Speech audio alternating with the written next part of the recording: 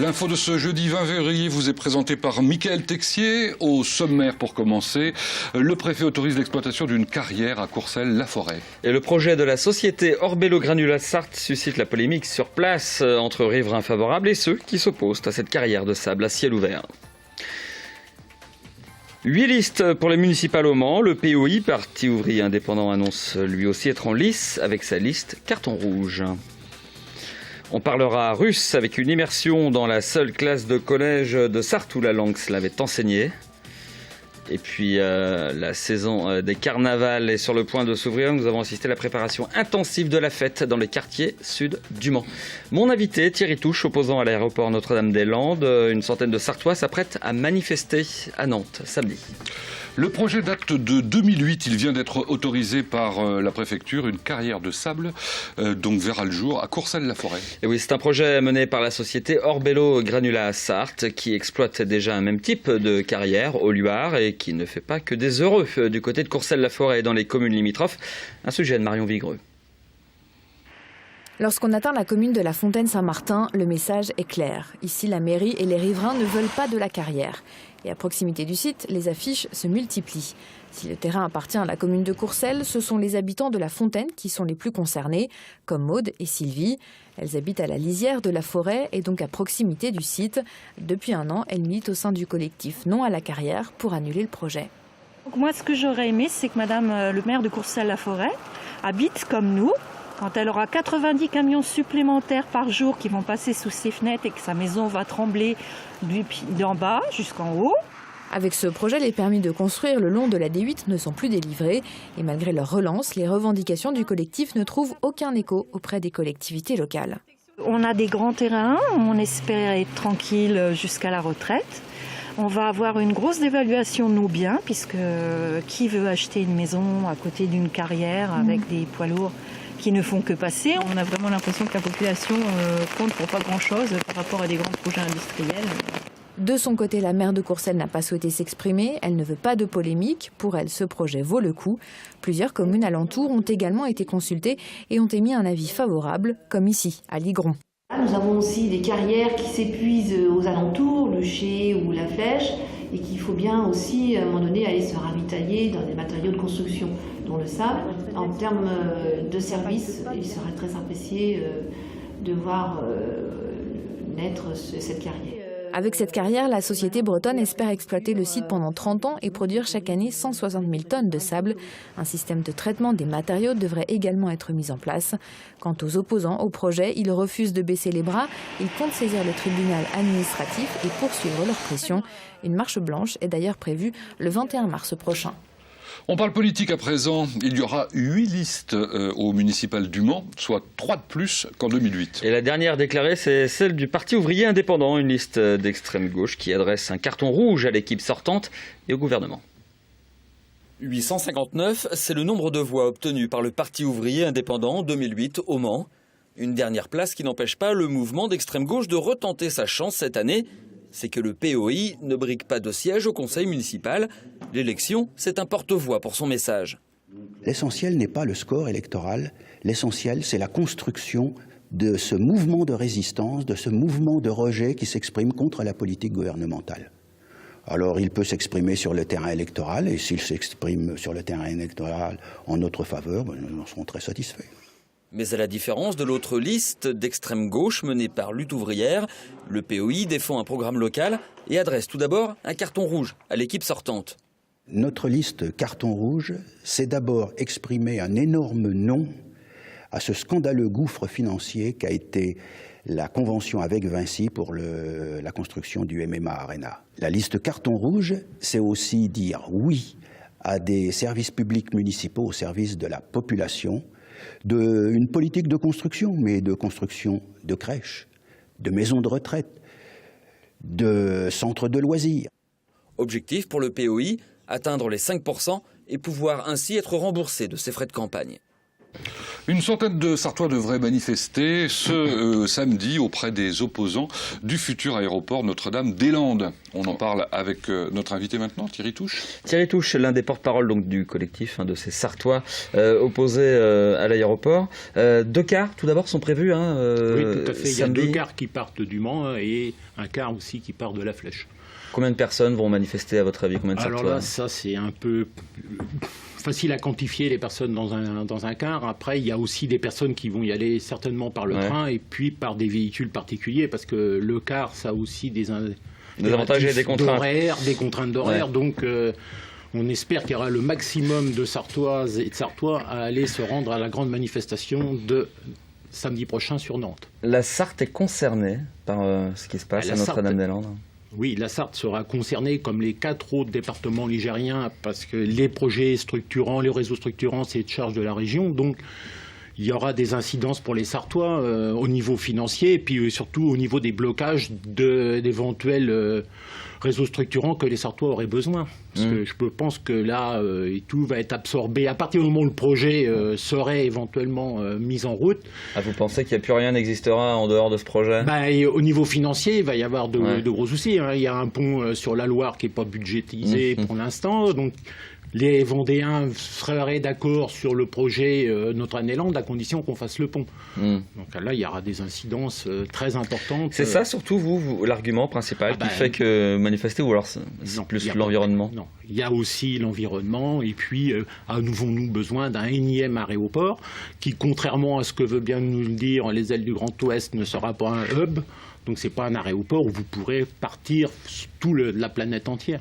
Il y aura ça sera un aéroport qui vous emmènera vers un hub, c'est-à-dire un très gros aéroport, style Roissy, pour aller ailleurs sur la planète. Donc gros investissement inutile pour vous, c'est ça? Oui, gros investissement inutile, impact sur le foncier agricole très important, 1600 hectares à peu près, donc il y a la loi sur l'eau qui implique normalement de doubler le terrain, donc ça on passerait de 1600 à 3200 hectares. C'est impossible, là, c'est pas jouable. Donc, ou alors, on ne respecte pas la loi, c'est tout à fait possible. Après, c'est un peu quand même délicat de commencer à ne pas respecter les lois.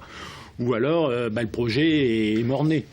La Commission européenne dit que la France n'est pas en infraction avec la législation européenne, avec ce dossier de l'aéroport. Les arrêtés environnementaux ont été signés, ça veut dire que les travaux vont débuter.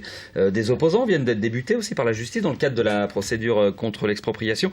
Qu'est-ce que vous attendez, vous, de cette nouvelle manifestation? Qu'est-ce qu'il est possible de faire? Voilà, donc maintenant, c'est comme pour d'autres projets antérieurs, l'ARSAC, Plogoff et autres, la mobilisation citoyenne peut faire aussi reculer le gouvernement sur ce projet. S'il y a énormément de monde à Nantes samedi prochain, il faudra prendre ça en considération. En plus, on est dans une séquence politique importante. Les municipales, qui sont vraiment des élections de proximité. Après, va suivre derrière les européennes. Et puis, l'année prochaine, aura lieu les élections régionales ainsi que les élections cantonales. Donc, les bonnets rouges manifestent samedi. Ils ont appelé à la manifestation. Il n'y a pas un mélange des genres là, avec les bonnets rouges? Il y a certainement un mélange des genres. Donc, les bonnets rouges, nous, personnellement, on est peu en rapport, en lien avec leurs revendications, sur certaines revendications. Donc après, il y a aussi le Front National qui s'est prononcé contre le projet aéroportuaire. Donc après, on agglomère aussi justement, est-ce que c'est pas des forces complètement opposées politiquement. Est-ce que là, on n'est pas dans une lutte malgré tout plus politique que liée au projet lui-même? Parce qu'en plus, le droit est pour le moment pour le projet.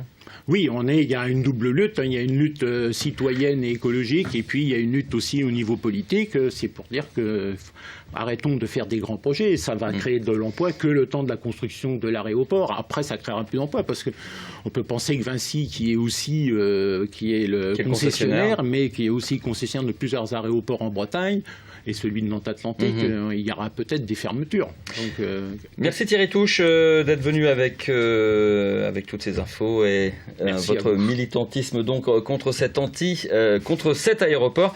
Numéro de téléphone qu'on montre pour ceux qui veulent aller manifester. Oui, parce qu'il y a encore de la place. Il y a encore de la place. Et puis vous nous direz combien de Sarthois sont allés à Nantes samedi. On annonce une manif monstre, donc on verra ce que ça donnera. Alors que les Jeux Olympiques de Sotchi sont à la une de l'actualité, l'accent russe résonne désormais au Mans. Et oui, au collège Léon Tolstoï, une vingtaine d'élèves apprennent le russe, un enseignement prisé surtout par les bons élèves de l'établissement. Le seul collège de Sarthe a enseigné cette langue rare. Lucille Cantet a suivi un cours pour vous.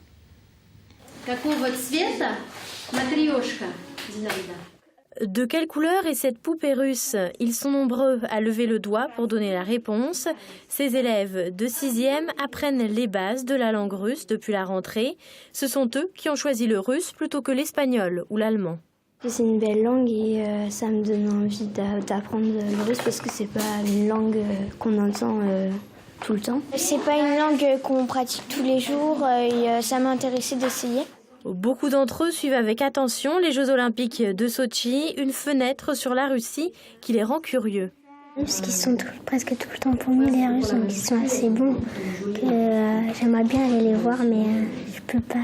Voilà. Oui, je vois des fois des lettres russes, donc ça me fait penser au cours. Apprendre le russe, c'est aussi apprendre un nouvel alphabet. Les élèves se remettent aux lignes d'écriture avec application. Et en minuscule, c'est pareil, mais entre deux interlignes, donc on essaye de faire tout petit. Reste la prononciation, et ce n'est pas si simple de maîtriser l'accent moscovite. Les lettres sont pas du tout les mêmes et du coup les sons échangent. C'est un peu difficile, mais après, si on apprend bien, on sait. Chaque élève de la classe a été rebaptisé d'un prénom russe, une plongée dans la culture locale. On parle beaucoup, oui, de la Russie, de la culture. Bon, là, avec les Jeux Olympiques, par exemple, les sports qui sont pratiqués là-bas. Par exemple, dans quelle maison ils habitent, les Russes, en général. Après, on parle de quelques poètes, par exemple. Là, les 6e, ils vont faire des expositions sur les poètes. Ce cours de russe existe seulement depuis la rentrée 2012 au collège Léon Tolstoï et les élèves pourront poursuivre leur formation jusqu'en terminale au lycée Montesquieu du Mans. Avec Mardi Gras qui approche, la saison des carnavals va s'ouvrir évidemment. Les quartiers sud du Mans, vous le savez, préparent le leur. Il aura lieu le 23 mars. Et oui, depuis 2 semaines, une cinquantaine de personnes se réunissent les mercredis au centre social des quartiers sud, boulevard des Glonnières, ateliers couture, bricolage et théâtre pour les habitants. Un moment de préparation, évidemment, un moment de rencontre aussi. Florent Clavel. Pour faire un bon carnaval, il faut d'abord briser la glace dès les premiers jours. C'est l'un des buts de l'atelier théâtre. C'est le plaisir de découvrir des techniques de faire, des techniques de jeu, d'avoir le plaisir simplement d'être là, de rire, de trouver de la joie dans ce moment en collectif, de rencontrer d'autres personnes et des gens du quartier. Apprendre à habiter son personnage pour le grand défilé des quartiers sud dans 2 mois, mais aussi donner vie aux accessoires du carnaval. On se sert des feuilles pour préparer des éventails que l'on va assembler selon la grandeur des feuilles et les couleurs. On essaie d'harmoniser des couleurs vives pour qu'elles correspondent aux vêtements des enfants et aux chapeaux qu'ils vont porter. Cette année, c'est le Vietnam qui est à l'honneur, mais peu importe le thème tant que la fête est là. Ce que j'aime, c'est venir ici, faire les fêtes, être avec plusieurs gens pour s'amuser. Une cinquantaine de personnes présentes pour la préparation mercredi. Un très bon début, mais les organisateurs le savent, la route est encore longue. Le plus difficile à faire, c'est de mobiliser les gens pour aller jusqu'au 23 pour défiler. On est sur un dimanche, c'est un jour de loisirs. Et faut emmener quelqu'un costumé, parader dans les rues, devant ses voisins, c'est pas forcément évident. Derniers ateliers préparation pour le carnaval le 26 février et le 19 mars. Renseignements au 02 43 50 17 90. Merci d'avoir suivi ce journal. Dans un instant, c'est l'actu vue par les entrepreneurs.